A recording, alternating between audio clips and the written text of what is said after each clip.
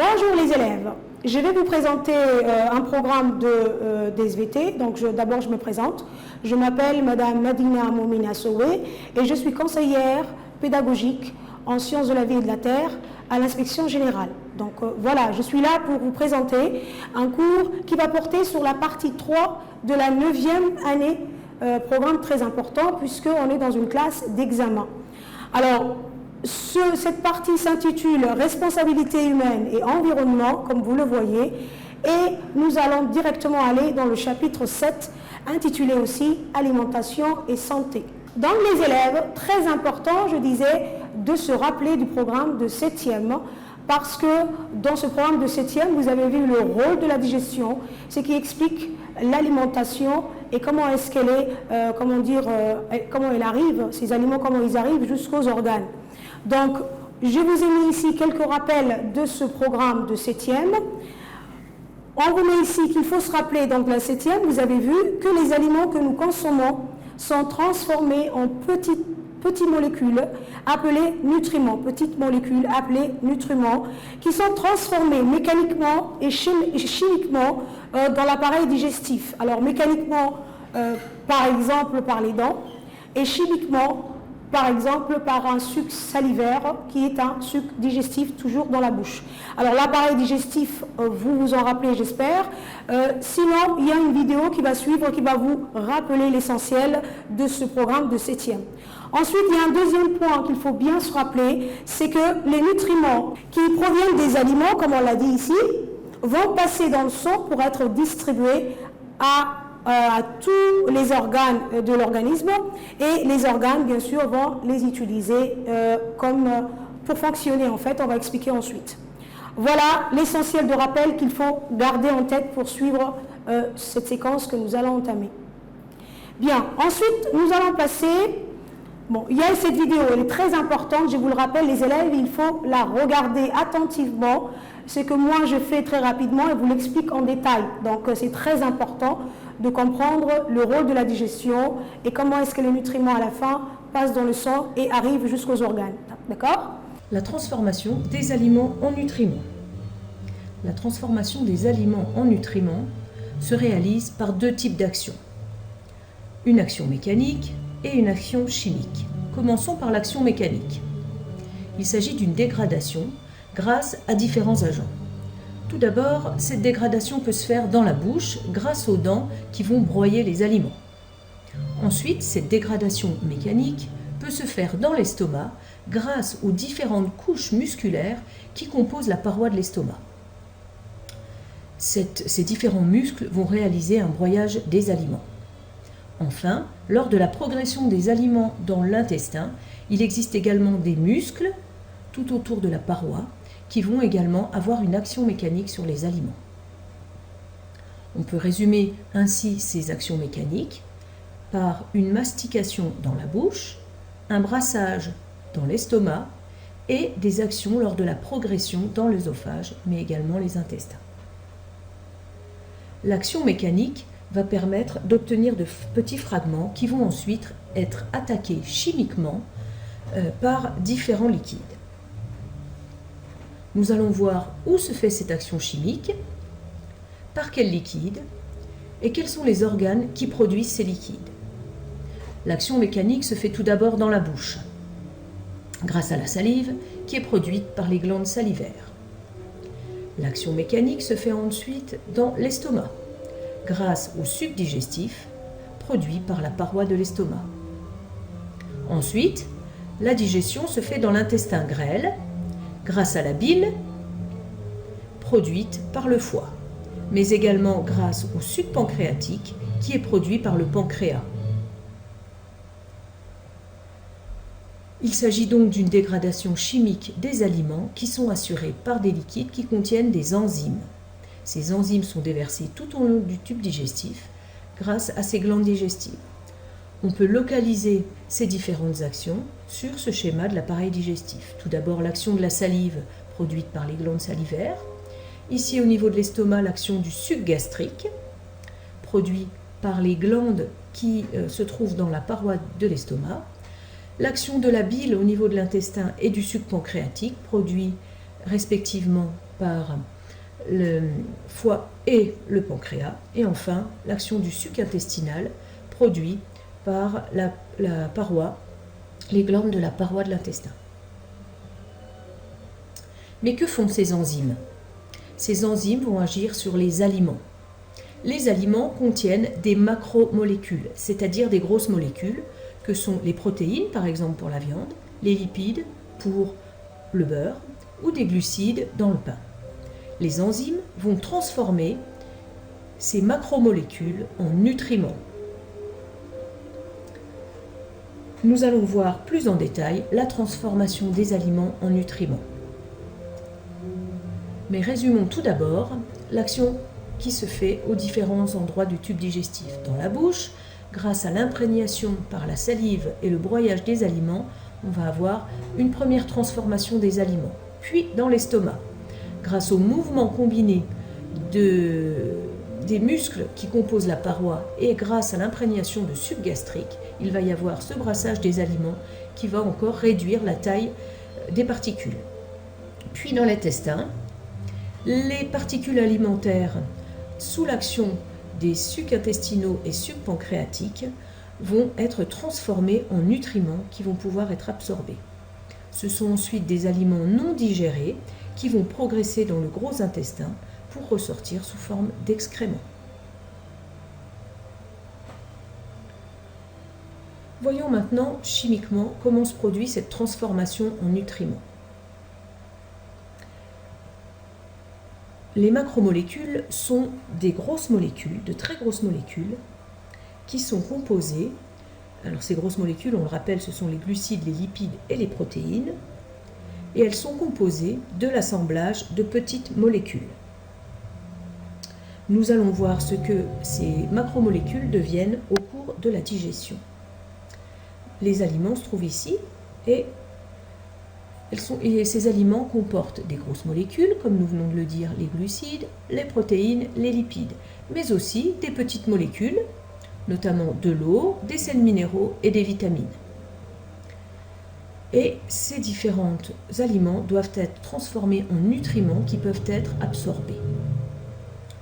La première transformation se fait dans la bouche, puis la seconde dans l'estomac et enfin la troisième dans le duodénum, une partie de l'intestin grêle. Les glucides sont formés par l'assemblage de différents cycles carbonés. La salive a une action sur les glucides et coupe une partie de ces chaînes. Le reste de l'action se fait au niveau du suc pancréatique. Et ce sont des sucres simples ou oses, comme le glucose, qui sont libérés. Les protéines sont également un assemblage de différentes molécules. La salive n'a pas d'action sur les protéines. Par contre, le suc gastrique et le suc pancréatique vont permettre de libérer les petites molécules que sont les acides aminés et qui composaient notre chaîne de protéines. Les lipides ensuite, les lipides sont formés de l'assemblage de deux types de molécules.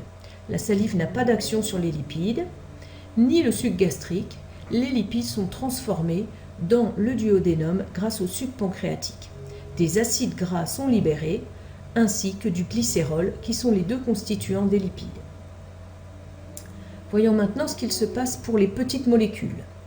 L'eau n'est pas modifiée par l'action chimique sur les aliments, pas plus que les sels minéraux, ni les vitamines, qui vont donc arriver intactes au niveau de l'intestin grêle pour être absorbés. Terminons maintenant par l'essentiel à retenir sur la digestion des aliments. La digestion se fait grâce à une action mécanique combinée à une action chimique par les enzymes digestives.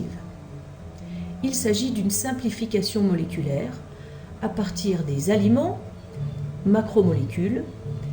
Il va y avoir transformation en nutriments, petites molécules, qui sont des substances absorbables. Les glucides complexes vont être transformés en oses. Les protéines vont être transformées en acides aminés. Et les lipides vont être transformés en acides gras et glycérol. Bien. Après avoir bien regardé cette vidéo, d'accord ? De toute façon, si vous ne la comprenez pas, il faut la reprendre. On va vous le mettre dans le YouTube aussi. Reprenez-la, regardez-la attentivement. C'est très important. Et surtout pour les élèves de 7e, c'est le programme de 7e. Très bien, maintenant nous sommes en 9e et on va entamer la séquence du chapitre 7, la première séquence. Cette séquence s'intitule « Ration alimentaire et énergie ». Donc ici, on va se mettre en situation, une situation courante de la vie d'un élève ou d'une élève. Nous avons Saïda. Saïda, chaque matin, elle part à l'école sans avoir rien mangé en petit déjeuner. Elle n'aime pas manger le petit déjeuner, elle n'aime pas manger le matin très tôt. Donc, elle s'en va à l'école sans avoir rien mangé. Et en classe, elle ressent souvent de la fatigue. Elle est souvent fatiguée et elle a aussi du mal à suivre le cours. Elle ne comprend pas très bien le cours, elle n'arrive pas à répondre aux questions de l'enseignant, etc. Donc, ici, quel est le problème soulevé dans cette situation? Prenez le temps de bien réfléchir. Qu'est-ce que vous voyez comme questionnement? Qu'est-ce que votre cerveau vous pose comme question? Quel est le problème soulevé? On prend quelques minutes pour bien réfléchir et peut-être que le problème que vous vous posez est le suivant. Comment expliquer la fatigue ou le manque d'énergie de Saïda? C'est le problème scientifique qu'on peut soulever à partir de cette situation. J'espère que vous êtes d'accord avec moi. On va continuer. Ensuite, nous allons bien sûr essayer de résoudre nous-mêmes ce problème en réfléchissant. Nous sommes des scientifiques. On réfléchit, on se pose, on a posé une problématique. Maintenant, on essaye de voir quel avis on peut donner par rapport à ce problème. Quelle hypothèse on peut émettre à partir de ce problème. Réfléchissez un peu, prenez le temps. Et peut-être que l'hypothèse qui vous vient à la tête est la suivante. J'espère que cette hypothèse vous vient à la tête. Même si elle est un peu longue, elle est simple. On peut supposer que l'alimentation de Saïda ne lui fournit pas d'énergie suffisante pour qu'elle puisse avoir donc une activité normale. Ce qui la rend si fatiguée et diminue sa concentration en cours. Donc elle n'a pas suffisamment mangé et c'est la raison pour laquelle peut-être elle est aussi fatiguée et qu'elle a du mal à suivre son cours. J'espère que vous êtes d'accord avec moi, avec cette hypothèse. On va ensuite, à votre avis, faire quoi? Eh bien, on va essayer d'investiguer, d'essayer de voir si cette hypothèse est validable. On va essayer de rechercher des savoirs pour valider ou non notre hypothèse. Si vous êtes d'accord avec moi. Tout d'abord, avant d'aller valider cette hypothèse, peut-être cette notion importante qu'on avait vue en titre, la ration alimentaire. Qu'est-ce qu'une ration alimentaire, à votre avis? Bon, c'est un mot un peu compliqué, mais vous allez voir, il est simple. Alors, une ration alimentaire, ici, dans cette séquence, c'est très important comme mot à bien comprendre. Une ration alimentaire est donc, une ration alimentaire est la quantité d'aliments consommés en une journée par un individu et qui va couvrir ses besoins au niveau de l'organisme. Donc, c'est la liste des aliments que vous mangez le long de la journée et qui va couvrir ou bien répondre aux besoins de votre organisme. D'accord? J'espère que la définition est assez claire pour vous. Donc, c'est tout ce que vous mangez dans la journée. D'accord? Et qui va donc donner des forces, donner tout ce dont a besoin l'organisme pour travailler. Ensuite, voyons maintenant la ration alimentaire de Saïda. C'est très important que nous essayions de voir qu'est-ce qu'elle mange dans une journée Saïda. Et vérifions si l'origine de sa fatigue est bien due à son alimentation. Pour ça, on doit détailler tout ce qu'elle a mangé dans une journée, d'accord? Et là, on a un exemple, c'est souvent ce qu'elle fait dans une journée, Saïda, c'est qu'elle mange. On l'a détaillé en gros. Donc là, en petit déjeuner, vous voyez que Saïda, on l'a déjà dit, dans la situation, elle ne mange rien. À la récréation, souvent, elle ressent un peu de faim et donc elle va savourer une glace screen, comme on dit couramment. Ensuite, au déjeuner, elle va manger quand elle rentre à la maison, souvent 50 grammes de riz avec de la sauce contenant un petit morceau de viande et elle avale tout ça avec un verre d'eau bien frais. D'accord? Au dîner, Saïda, elle aime bien manger à moitié de pain avec du fromage et là aussi, elle prend avec de l'eau. D'accord? Voilà une ration journalière que Saïda utilise souvent. Très bien. Ensuite, nous allons essayer par la suite de résoudre cette première question qui va nous aider à donc résoudre notre problème et valider ou pas notre hypothèse. Quel constituant ou nutriments des aliments fournissent à l'organisme l'énergie indispensable à son fonctionnement. Donc en 7e année, on a vu que les macronutriments, c'est eux qui interviennent surtout dans l'énergie, et dans le texte, de toute façon, on va vous le rappeler. Donc là, nous avons un texte qui va nous donner des détails importants. Donc ce texte, prenez le temps de bien le lire. Donc on va le lire ensemble, si vous voulez bien, les élèves. Donc les glucides et les lipides ont un rôle énergétique. Les lipides sont plus énergétiques que les glucides. Les protides ont plutôt un rôle bâtisseur, c'est-à-dire qu'ils vont être utilisés par l'organisme, entre autres pour la croissance des muscles et l'entretien des tissus. Enfin, les aliments contiennent aussi des éléments nutritifs indispensables, mais qui ne sont pas énergétiques.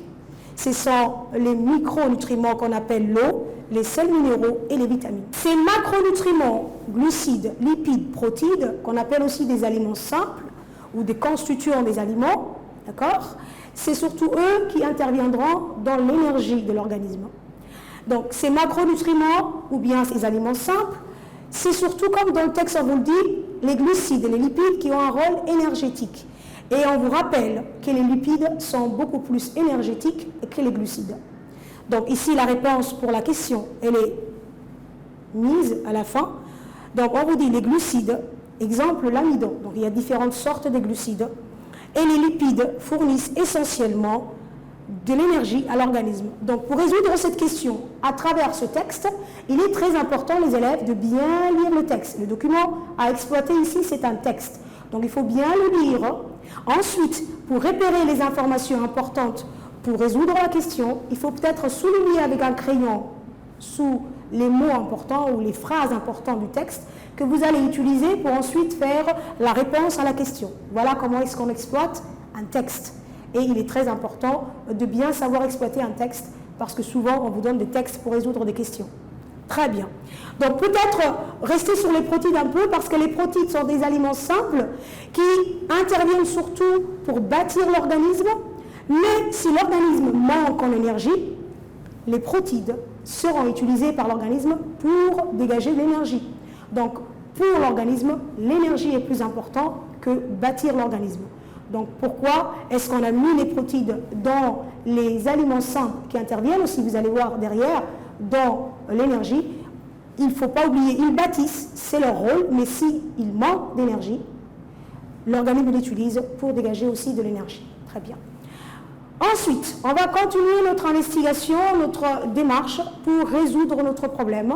Et la suite, ça va être quoi? Tout simplement, comment est-ce qu'on peut mettre en évidence les constituants des aliments, comme on a dit, les aliments simples, les protides, les lipides et les glucides, comment on peut les mettre en évidence dans un aliment que l'on consomme? Il y a une chose très facile à faire, c'est regarder les étiquettes des aliments que vous mangez. Par exemple, une boîte de céréales. Souvent, sur le côté, on va vous donner une liste de tous les aliments simples que contient cet aliment. Et on va vous donner leur quantité en grammes. Et on va même vous donner en kilocalories ici l'énergie qu'ils dégagent. Donc il est très important pour savoir ce que l'on mange, qu'est-ce que ça va rapporter comme énergie pour l'organisme, de regarder sur les étiquettes des aliments que vous mangez. Par exemple les céréales, par exemple les yaourts, par exemple tous les aliments qui sont en boîte. Sur le côté, il y a toujours les composants qui sont bien notés avec l'énergie qu'ils rapportent à l'organisme. D'accord? Maintenant, on peut faire autrement. On peut bien sûr faire des expériences et faire des tests scientifiques pour mettre en évidence les composants d'un aliment. Pour ça, donc, il faut être en laboratoire, d'accord, et utiliser ce qu'on appelle des produits chimiques. Alors, ces produits sont un peu dangereux, il faut mettre des gants, faire attention à les utiliser quand on les utilise. Et donc, on a pris ici 3 aliments que l'on mange souvent. La banane, on sait qu'elle est sucrée, donc au goût, déjà, on sait qu'elle est sucrée. L'œuf cuit et du beurre qu'on met sur le pain souvent. Alors, ici, pour mettre en évidence la présence des glucides dans un aliment, ici la banane, on peut utiliser un réactif chimique qu'on appelle l'eau iodée. L'eau iodée est de couleur orangée, jaune-orangé lui-même. Et lorsqu'on met quelques gouttes sur la banane, là où les gouttes tombe sur la banane, apparaît une coloration bleu-noir. Si cette coloration est très visible, si la banane contient des glucides, et on dit que le test est positif, et cette coloration bleu-noir, cette tache bleu-noir, indique que la banane contient des glucides, ici l'amidon. On avait dit que les glucides, il y a différentes sortes, le fructose, le lactose, l'amidon. Bon, là, il y a l'amidon dans la banane, d'accord? Tout ça, c'est des glucides. Très bien, l'œuf maintenant. L'œuf, on va l'utiliser pour mettre en évidence la présence de protides.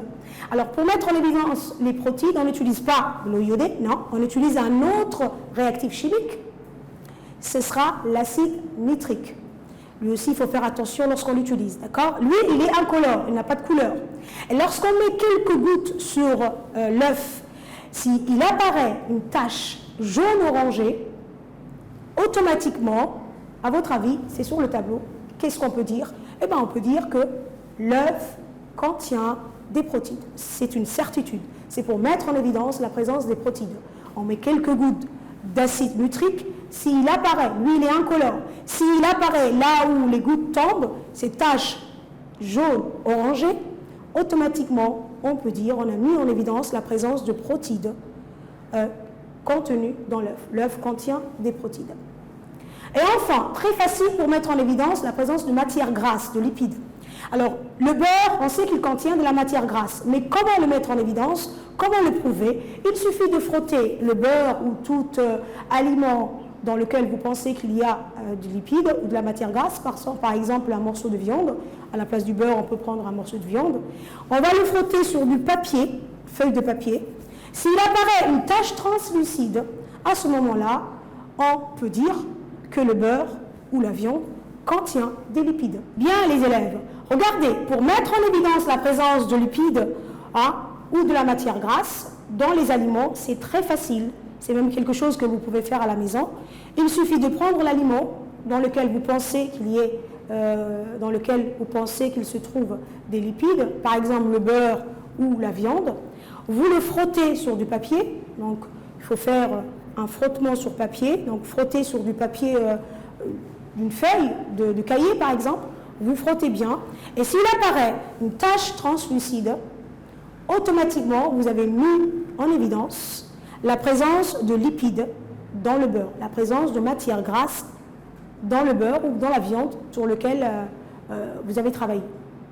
Donc à vous de faire ce dernier test à la maison, parce que ce deux-là, on a besoin d'être en laboratoire. D'accord? Je vous laisse faire ça, le test. Ça va vous intéresser, vous allez voir. Donc ensuite, nous allons passer à la suite. Donc, on est toujours en train d'investiguer pour savoir, mais avant de passer peut-être à autre chose, peut-être vous faire un petit exercice. Vous voulez bien? Alors l'exercice est quoi? Vous avez du pain ici. Le pain, c'est un aliment très connu à travers le monde, très utilisé. Donc le pain, vous allez voir, on peut le tester avec deux produits chimiques déjà vus. Donc ici, l'eau iodée et ensuite l'acide nitrique. Vous savez que l'eau iodée met en évidence, à votre avis? Oui, je sais que vous savez. L'eau iodée met en évidence la présence de glucides dans un aliment.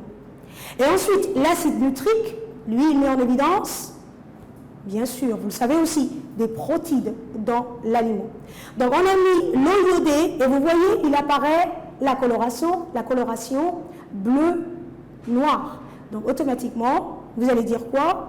Qu'il contient des glucides. Très bien. Si ici, on regarde, on voit qu'on a mis quelques gouttes d'acide nitrique et on voit la présence ou la coloration qui prend le pain, c'est jaune-orangé, alors que l'acide nitrique est incolore. Donc l'acide nitrique incolore, s'il tombe sur le pain, là où il est tombé, apparaît cette coloration jaune-orangé. Ceci nous dit quoi? On l'a déjà vu, la présence de protéines dans le pain. Très bien. Donc le pain est un aliment qui contient non seulement des glucides, mais aussi des protides. Très bien. Donc on va résumer sur le pain. Donc comment est-ce qu'on va interpréter? Si on vous demande d'interpréter ce genre d'expérience, la réponse à cette image d'expérience, pour interpréter, il faut bien observer le résultat. Et interpréter, ça veut dire quoi? Expliquer les résultats. D'accord? Il faut expliquer les résultats. Donc là, on a mis l'interprétation ainsi. Le pain avec l'eau iodée montre une coloration bleu-noir, donc il contient des glucides. Le pain en présence de l'acide nitrique donne une coloration jaune, donc le pain contient des protides.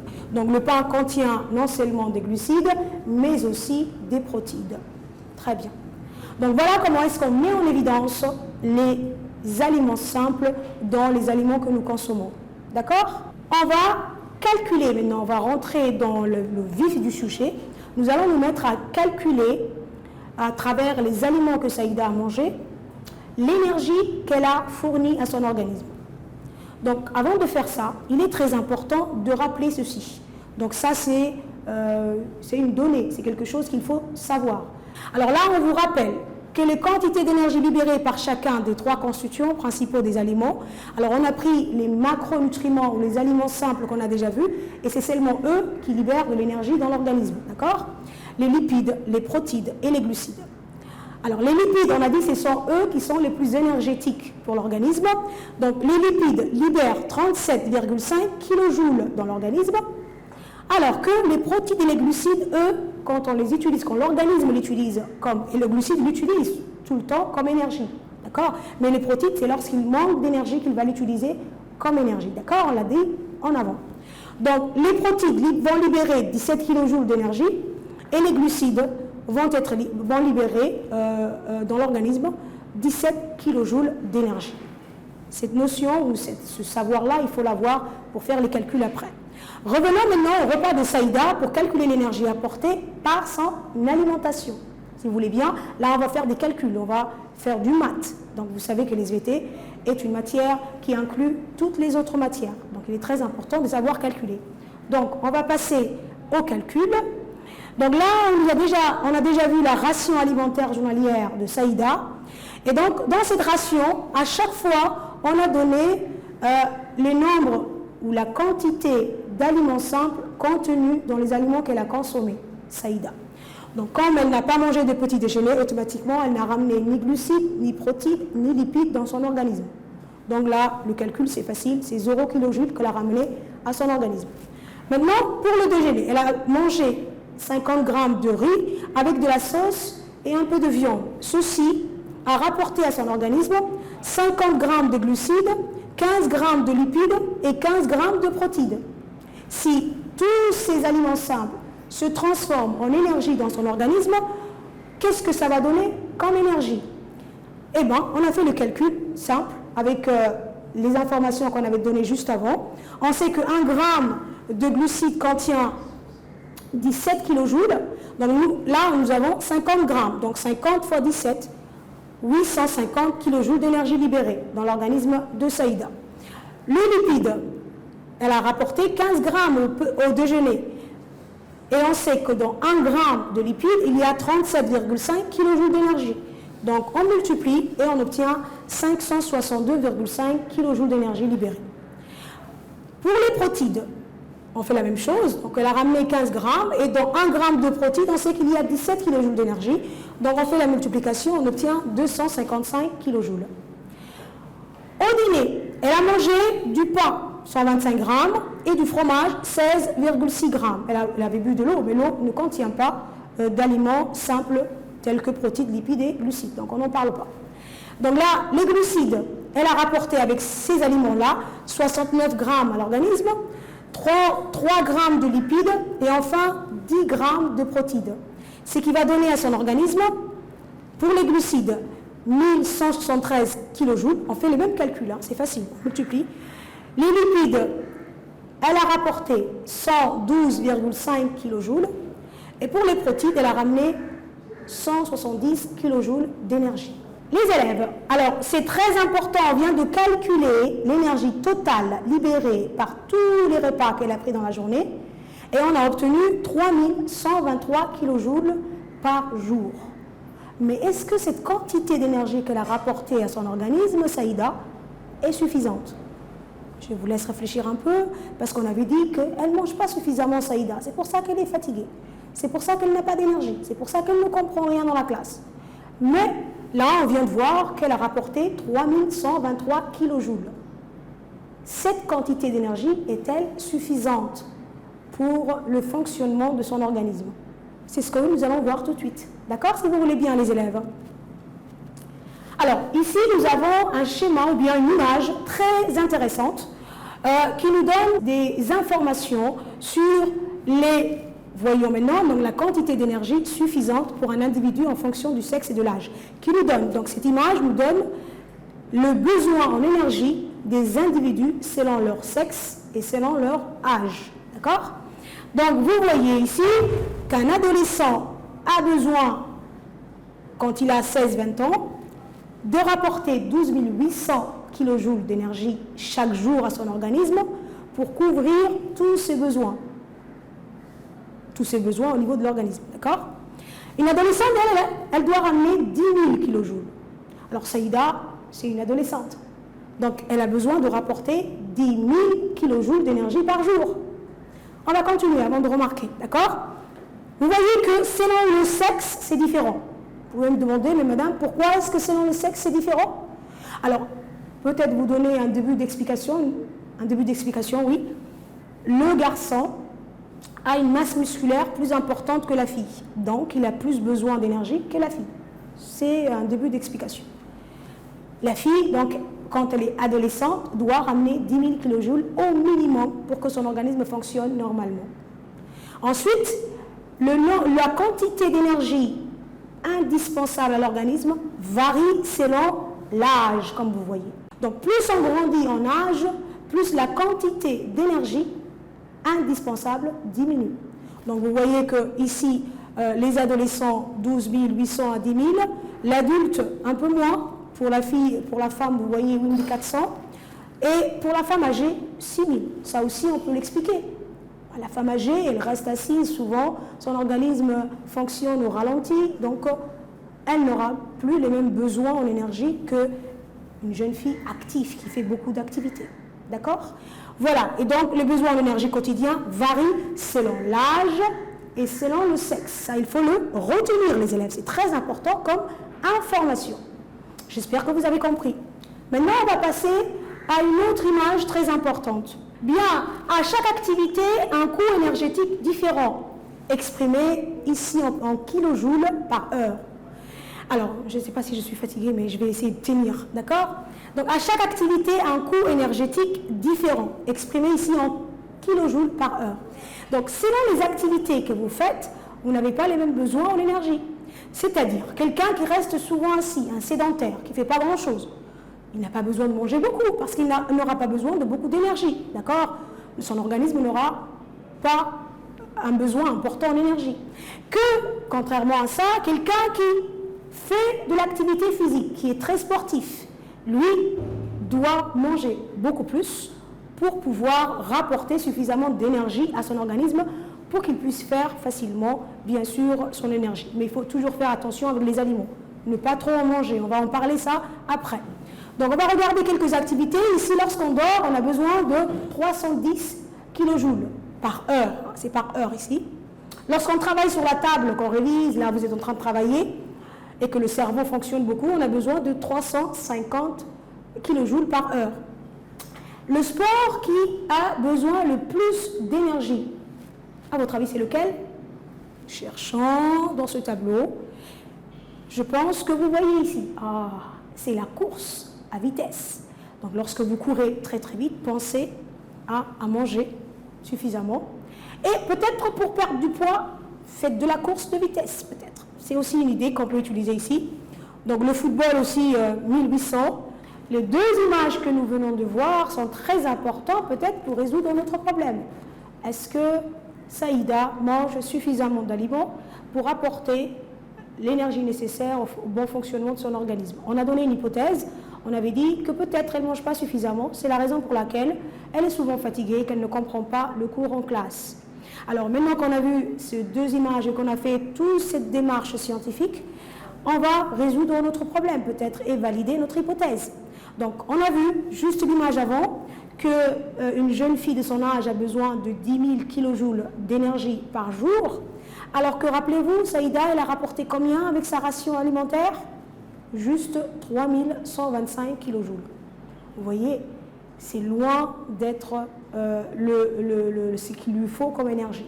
Donc elle est loin du compte, Saïda. Elle rapporte que 3125 kJ par jour d'énergie à son organisme, alors que son organisme d'adolescente a besoin de 10 000 kJ d'énergie. Donc malheureusement, elle ne rapporte pas suffisamment d'énergie à son organisme. Et on va voir ça pour terminer. L'alimentation donc journalière de Saïda lui fournit quotidiennement une énergie de 3124 kJ qui est insuffisante. Cette alimentation que Saïda consomme est très insuffisante par rapport aux 10 000 kJ dont elle a besoin. 10 000 kJ requis pour son organisme. Donc, la fatigue et le manque de concentration de Saïda sont dus à une alimentation qui n'est pas adaptée pour son âge, son sexe et ses activités. Très bien. J'espère que ça a été clair et notre hypothèse est bien validée. D'accord ? On a fait une bonne hypothèse, on a bien réfléchi et donc elle est validée. Mais des fois, ça arrive que l'hypothèse ne soit pas validée. Ça ne veut pas dire qu'on n'est pas des bons scientifiques. On reste quand même des bons scientifiques parce qu'on va voir que ce n'est pas validé et on repart sur une autre idée. D'accord ? Voilà les élèves, on a fait le tour. Juste avant de terminer, on va faire un bilan synthèse. Et ce bilan synthèse résume tout ce qu'on a appris avec cette séquence. Donc ici, on a vu que les aliments que nous consommons quotidiennement sont la seule source d'énergie pour le fonctionnement de notre organisme.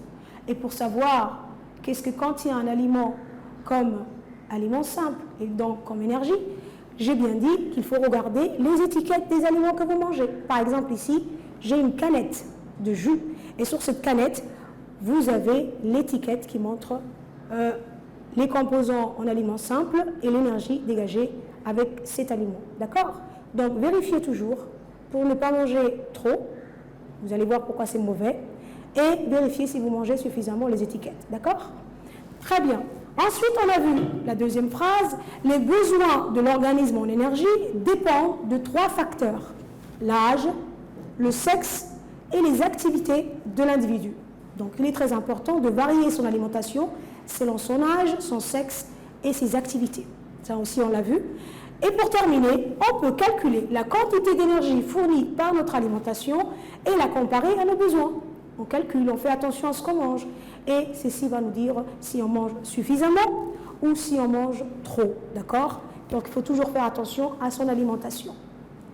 Voilà les élèves, c'est fini.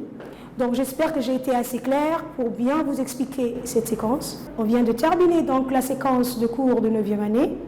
Et comme je l'ai dit, j'espère que vous l'avez très bien compris.